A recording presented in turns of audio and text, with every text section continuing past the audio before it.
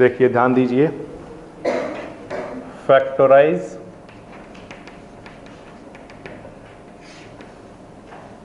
First part 12x² minus 7x plus 1। ये आपके सामने बोर्ड पर एक पॉलिनोमियल लिखा हुआ है और इस पॉलिनोमियल को हमें फैक्टराइज करना है। ठीक, फैक्टराइजेशन की प्रोसेस आप पहले से पढ़ के आए हो। एक नंबर अगर मैं आपको दे दूं तो आप उसको फैक्टराइज कर सकते हो, बड़े आराम से प्राइम फैक्टर कर दोगे। इस तरह की जब क्वांटिटी आती हैं तो उनको फैक्टराइज कैसे करते हैं, वेल डिफाइंड स्टेप्स हैं, उनको ध्यान से सुनेंगे आप और आपको सारी बात समझ में आएगी। देखिए सबसे पहला स्टेप क्या होता है सर, x² के साथ यहाँ पर जो लिखा हुआ है इसका मल्टीप्लाई इस क्वांटिटी में कराते हैं। ये है कांस्टेंट क्वांटिटी। ठीक, फिर से सबसे पहला स्टेप, x² का जो कोएफिशिएंट है उसका मल्टीप्लाई कहाँ कराते हैं, कांस्टेंट क्वांटिटी में कराइए। 12 का मल्टीप्लाई किस में, आंसर कितना आएगा, इसमें तो कोई दिक्कत ही नहीं, बिल्कुल आसान है। ठीक, अब इसके बाद नेक्स्ट क्वांटिटी सुनिए 12, इसके हमें क्या कराने हैं, फैक्टर। ठीक, इसके फैक्टर कराने, तो देखिए फैक्टर कराइए। 2 6 2 3 3 1। फिर से पहला स्टेप 12 का मल्टीप्लाई 1 में कराना, जो नंबर आएगा उसके क्या कराना, फैक्टर कराना। इतनी बात समझ में आ गई।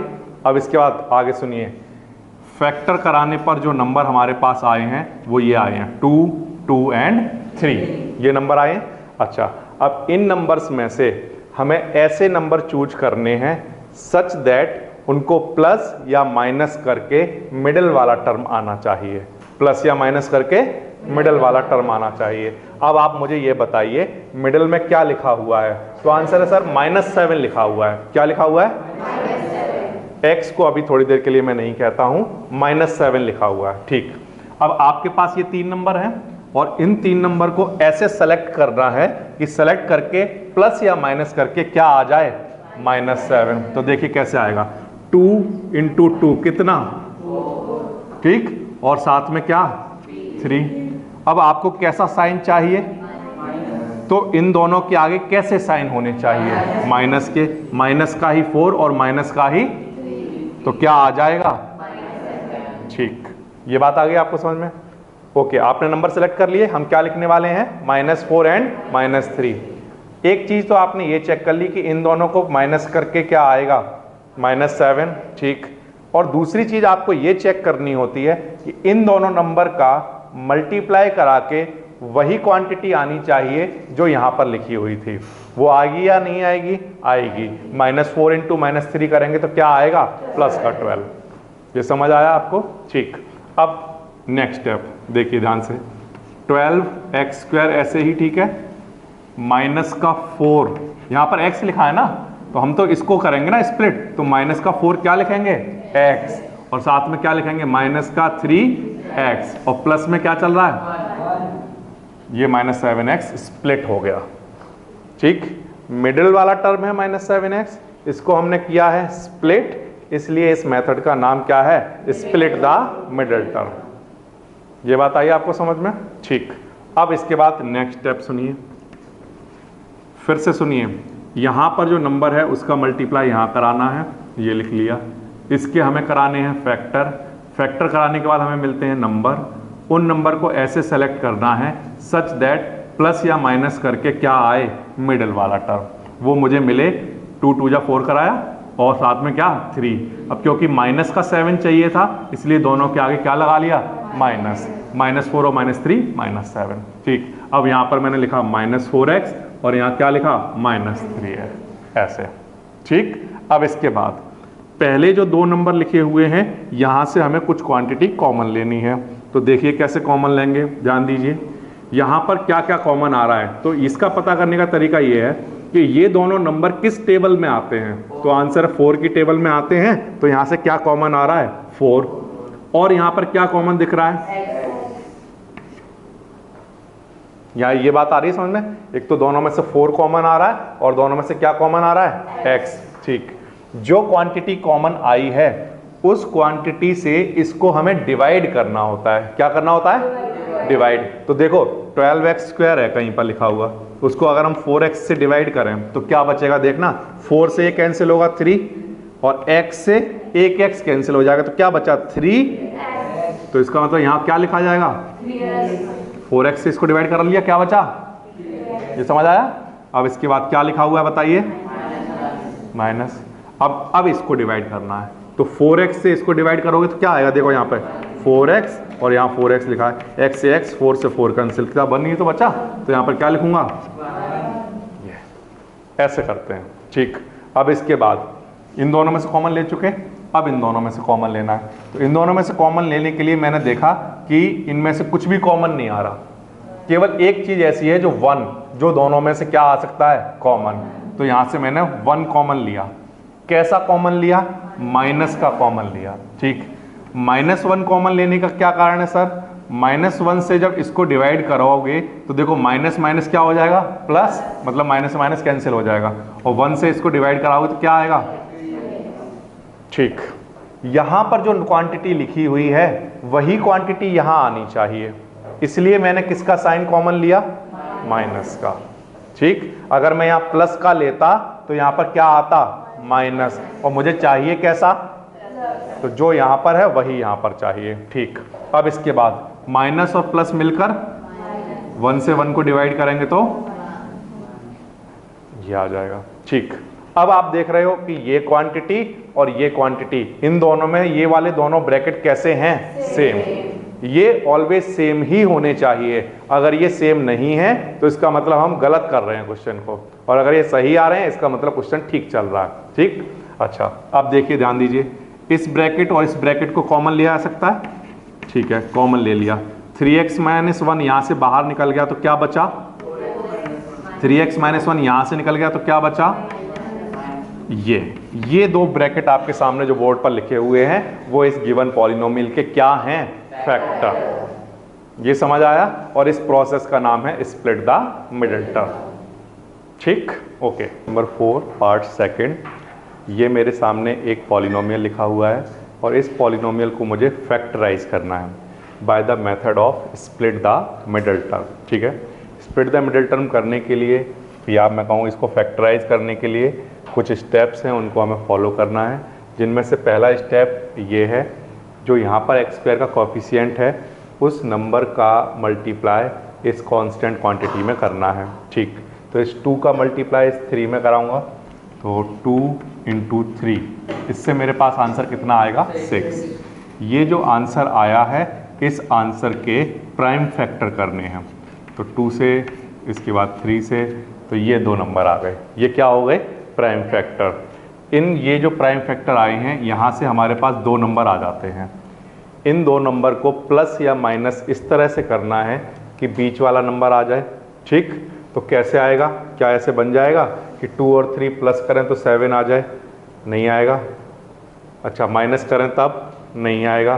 तो एक और तरीका है हमारे पास, यहाँ पर अपनी तरफ से 1 और ये 1 ऐसा कर लिया। यूजुअली हम करते नहीं हैं ऐसा, लेकिन इस क्वेश्चन के लिए हमने ऐसा कर लिया। तो हमारे पास कितने नंबर आ गए, 2, 3 एंड 1। अब इसमें से 2 × 3 कितना होता है, और साथ में क्या है, तो 6 और 1 मिलकर कितना बन जाएगा, 7। ये समझ आया आपको। ठीक, तो यहाँ पर कैसे लिखेंगे, 2x² प्लस में क्या 6x और प्लस में क्या 1x प्लस ये 7x है, तो यहाँ पर 6x + 1x आएगा। ये याद रखिए, यहाँ पर x लिखना ना भूल जाए, याद रखेगा। ठीक, अब ये हो गया, मिडिल जो टर्म था उसको हमने स्प्लिट कर दिया। ओके, अब इसके बाद नेक्स्ट स्टेप देखिए क्या है। नेक्स्ट स्टेप में ये जो 2 टर्म लिखे हुए हैं, इन दोनों टर्म में से हमें कुछ कॉमन लेना है। इनमें से क्या कॉमन आ सकता है, 2 कॉमन आ जाएगा और x कॉमन आ जाएगा। ठीक, जो कॉमन आया है उस क्वांटिटी से पहले इसको डिवाइड करना है, तो 2 से 2 कैंसिल होगा, x से x कैंसिल होगा, क्या बचेगा, x प्लस। ठीक, यहाँ x से x कैंसिल, 2 से इसको डिवाइड कराओगे तो कितना आएगा, 3। ये ठीक, इसके बाद नेक्स्ट, अब इन दोनों में से क्या कॉमन आ रहा है, 1। कुछ भी कॉमन नहीं बनता तो क्या कॉमन लेते हैं, 1। ठीक, अब 1 से इसको डिवाइड कराओ तो 1 से 1 कैंसिल, क्या x, और प्लस 1 से इसको डिवाइड कराया 3, ये आ जाएगा। ओके, अब इसके बाद नेक्स्ट स्टेप सुनिए, यहाँ पर और यहाँ पर ये जो ब्रैकेट आते हैं ये ब्रैकेट ऑलवेज सेम होते हैं, ऑलवेज। अगर ये ब्रैकेट सेम आ रहे हैं इसका मतलब क्वेश्चन ठीक चल रहा है। तो इन दोनों में से, इस टर्म में से और इस टर्म में से x+3 दोनों में से क्या है, कॉमन। x+3 यहाँ से कॉमन चला गया तो क्या बचा, 2x, और यहाँ से चला गया तो +1। ये जो दो ब्रैकेट आपके सामने लिखे हैं ये इस पॉलिनोमियल के फैक्टर्स हैं। ठीक, इसी तरह से हम नेक्स्ट पार्ट कर देख सकते हैं। दिखाइए थर्ड पार्ट, देखिए 6x² + 5x - 6, इस तरह का क्वेश्चन आया। स्टेप्स हर बार वही रहेंगे। पहला स्टेप ये है, यहाँ पर जो नंबर लिखा है इस नंबर का मल्टीप्लाई यहाँ पर कराना। ठीक, तो 6 × 6 कितना, अब ये जो नंबर आया है इसके प्राइम फैक्टर करना। प्राइम फैक्टर करा देता हूँ इसके।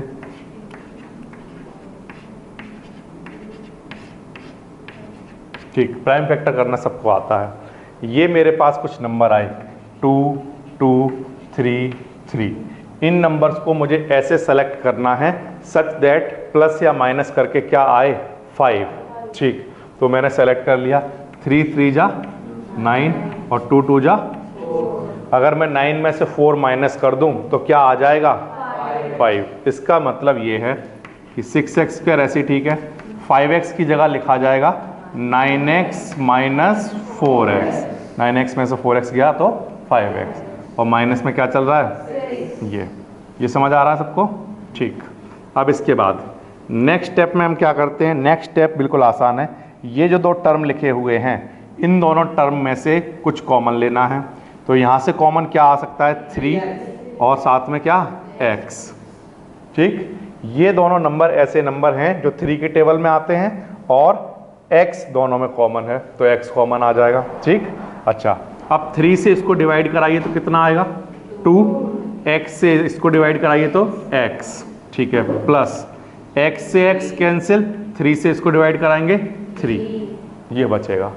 ओके, नाउ अब इन दोनों में से कॉमन लेना है। तो यहाँ से मैंने माइनस कॉमन ले लिया और 2 कॉमन ले लिया। ठीक, माइनस माइनस कैंसिल हो गया, प्लस हो गया, और 2 से इसको डिवाइड कराओगे तो 2, और साथ में क्या चल रहा है, x। अब माइनस माइनस प्लस, 2 से इसको डिवाइड कराओगे तो 3। ये दोनों ब्रैकेट सेम आए, इसका मतलब क्वेश्चन मैं ठीक कर रहा हूँ। ठीक, इसके बाद अब इस टर्म में से और इस टर्म में से ये दोनों ब्रैकेट कॉमन लिया जा सकता है। ये ब्रैकेट दोनों में से कॉमन है, तो 2x + 3 जब यहाँ से कॉमन चला गया तो क्या बचा होगा, 3x, और जब ये यहाँ से चला गया तो -2। ये इसका स्प्लिट हो गया, मिडिल टर्म, और ये आ गए इसके फैक्टर। ठीक, ये था इसका पार्ट थर्ड। इसी तरह से एक और पार्ट देखिए, फोर्थ पार्ट, 3x² - x - 4, इस तरह का क्वेश्चन आया। इस क्वेश्चन में आपको क्या करना है, मिडिल टर्म को स्प्लिट करना है, और मिडिल टर्म को स्प्लिट करके इस पॉलिनोमियल को फैक्टराइज कराना है। फैक्टराइज कराने के लिए सबसे पहला जो आपका स्टेप होगा वो ये कि इस नंबर का मल्टीप्लाई यहाँ पर कराइए, 3 × 4, आंसर कितना आएगा, 12। ये जो 12 आया है इसके प्राइम फैक्टर, 12 के प्राइम फैक्टर। जी, मेरे पास जो नंबर आए वो कौन कौन से हैं, 2 2 और 3। इन नंबर्स को ऐसे सेलेक्ट करना है सच दैट प्लस या माइनस करके क्या आना चाहिए, -1। क्या आना चाहिए, ये। ठीक, तो मैंने क्या किया, 2 × 2 4, और साथ में क्या, 3। अब माइनस का चाहिए, इसका मतलब बड़ा वाला नंबर जो होगा वो माइनस में और छोटा वाला, तभी तो -1 आंसर आएगा। तो मैंने यहाँ पर क्या लिखा, 3x², माइनस का क्या, 4x, और प्लस का क्या, -4, ऐसा लिख लिया। ठीक, -4 + 3 -1 आ गया। ओके, अब इसके बाद यहाँ से जो कॉमन आ रहा है वो है x कॉमन आ गया, तो क्या बचेगा अंदर, 3x। यहाँ से x कॉमन चला गया, यहाँ क्या बचा, 4। अच्छा, अब इन दोनों में से कुछ भी कॉमन नहीं है तो 1 कॉमन, तो क्या बचेगा 3x माइनस 4, ये आ जाएगा। ये वाला स्टेप समझ में आया सबको कैसे किया? बिल्कुल आसान है। अब इसके बाद ये ब्रैकेट और ये ब्रैकेट सेम आ गए, तो यहाँ से 3x माइनस 4 ये कॉमन ले लिया, ठीक, क्या बच जाएगा x प्लस 1। ये ब्रैकेट यहाँ लिख लिया जाता है, ये क्वांटिटी और ये क्वांटिटी यहाँ दूसरे ब्रैकेट में आ जाती है, ठीक, ये आ जाएगा हमारा आंसर।